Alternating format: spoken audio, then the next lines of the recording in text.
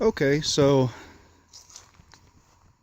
y'all forgive me, I'm not a video genius. I'm gonna have to do this in 2 posts probably, because I'm gonna take some video with my phone as I'm doing now to kind of explain to you what I'm doing, and then I'm gonna take some video with my X-Sight 2 3x14 HD scope.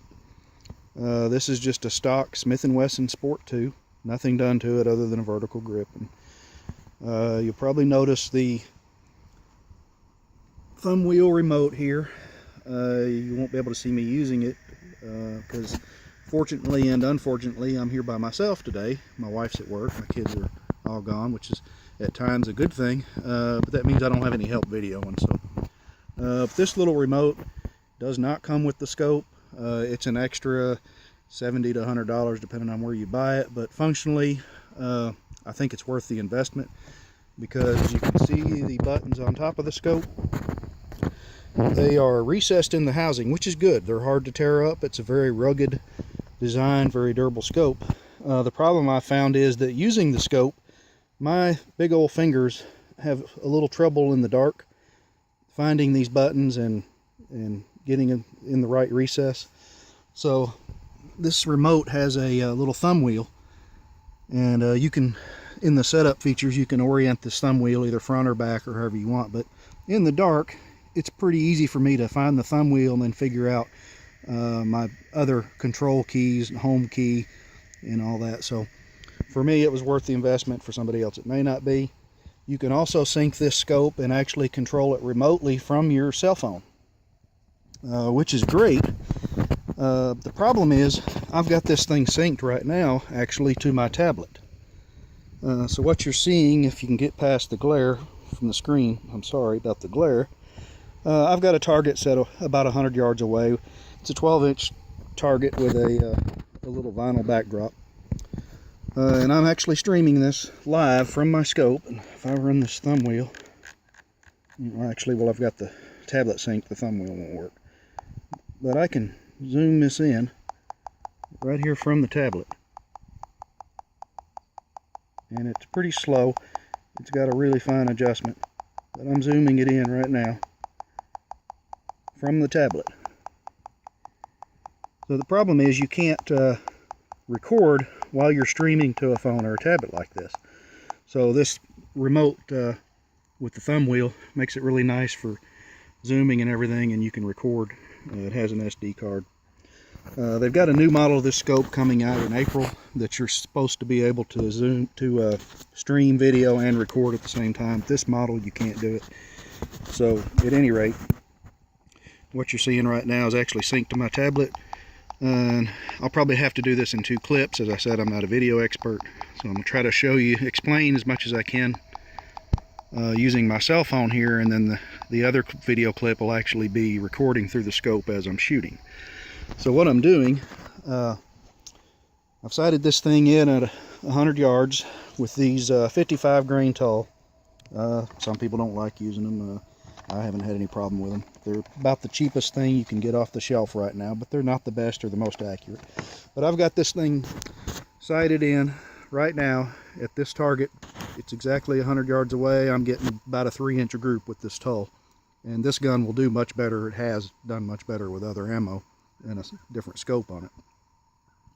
So what I'm going to do today is take these Hornady 55 grain spire points, and I'm going to try to get it sub MOA, try to get about a 1-inch group or so at 100 yards. And then I'm going to try these 55 grain Hornady VMAX, which is actually what I'm intending to use for varmints. And then I've also got these 62 grain Varmageddon by Nosler, and I'm just going to try some of them just to see how close it is after I get it zeroed in with the Hornadies. So at any rate, with this scope, 2 things that I don't like about it. I've already mentioned the video streaming that you can't do and record at the same time. The other thing is the battery life.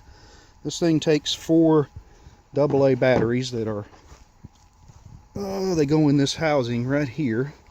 I don't have any in it right now because I'm using this external charger that I bought online, and you don't have to buy this one. This is actually the ATN external battery pack. It's about $100 if you buy it from Optics Planet or ATN. If you've got any other external lithium ion pack with a USB port, it'll probably work. I've actually used this little power rock that came with my cell phone, and it'll actually run this scope about an hour and a half if it's fully charged, depending on how much Wi-Fi and Bluetooth you're doing. When you turn the Wi-Fi and the Bluetooth on the scope to stream like I am to this tablet, it eats your battery life up a lot quicker.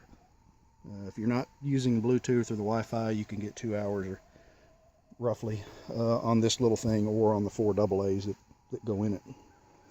So at any rate, the other thing that I don't like about the scope, mentioned the streaming, the external battery pack is just about a must if you're really going to use this thing very long, or unless you just like buying a lot of AA batteries.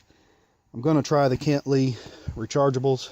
As soon as I get those in, I'll put another post about how well they actually work. But anyway, I can get several hours of use out of this external pack, and I've got a little pouch. It comes with a buttstock pouch that doesn't really fit the stock Sport 2 adjustable buttstock, so I've just got a little